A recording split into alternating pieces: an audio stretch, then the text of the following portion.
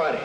All right, what is it evolving into? Is it evolving into a clam or a snail or a trilobite? It doesn't have any hard parts.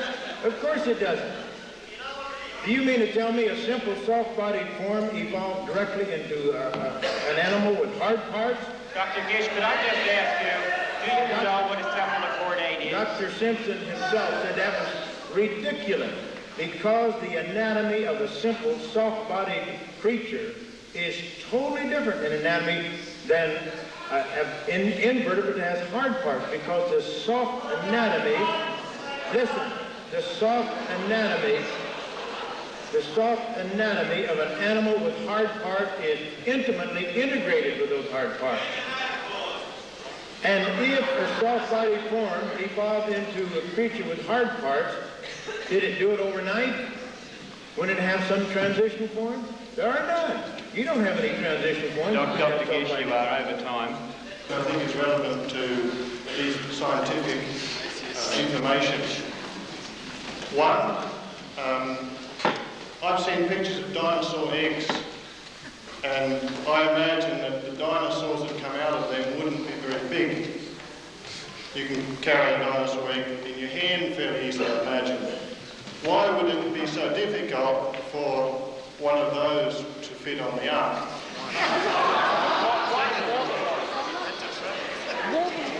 Secondly,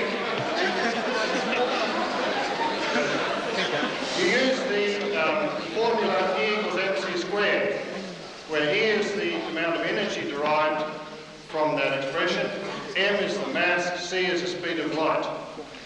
Now, I'm sure you well know, as any high school boy who's studied physics,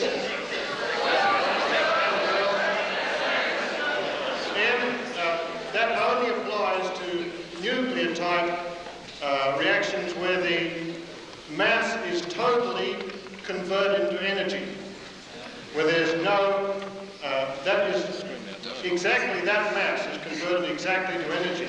That has absolutely nothing whatsoever to do with chemical reactions as go on in burning fires, to my knowledge. Would you respond, thank you? Okay. Having a ride on an ark for a year. The second part of your question is you are quite wrong in elementary physics. You are converting wood into gas. It is a very simple reaction. Even if you only burn a fraction of the wood, you still have a factor of 40 billion times to consider. Now, I don't care whether you burn a little sliver of the wood, the reaction still applies.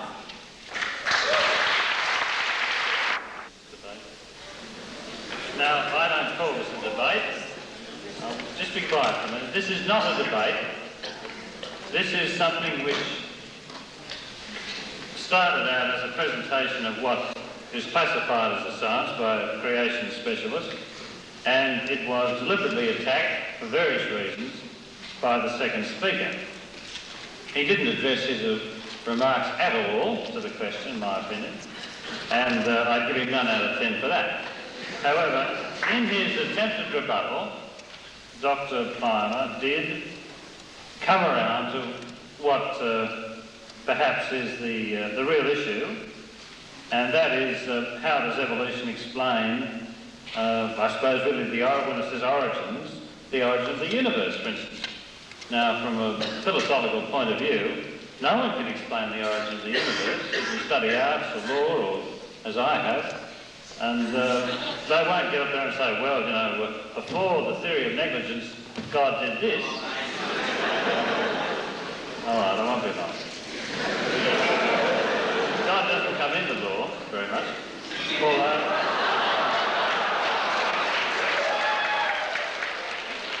That's the problem. So I don't think that Dr. Plimer stuck to the point at all. I think Dr. Gish did attempt to give some sort of explanation as to how the universe came to being.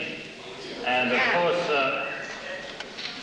he said he wasn't quoting Genesis, he was going to give a scientific explanation.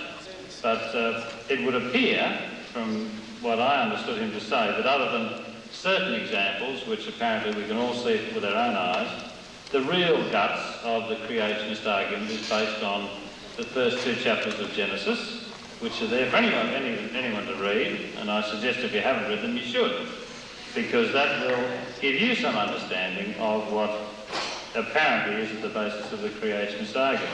From a scientific point of view, I don't know why we can give either speaker a terribly high mark, and I don't think they've produced all that much information which backs up either theory. So really it's just a matter for you to decide for yourselves. As long as, I think Dr. Plimer summarised it pretty accurately, as long as it's, and it's a serious matter, let's face it, as long as it's a step forward. And of course that's what all science, and being a scientist, Dr. Plimer would take that attitude. All science should be for the, not only for the betterment of mankind, although I don't think the bomb would be, but it certainly is supposed to be progress and progressive. And his attack, of course, was that creationist is not progressive. And that's something that you have to decide is an attempt to teach something which basically it would appear to be biblically based in the schools as a science, as a creation science. And it would appear that that's something really, from what I can see here tonight, that everybody must make a decision on.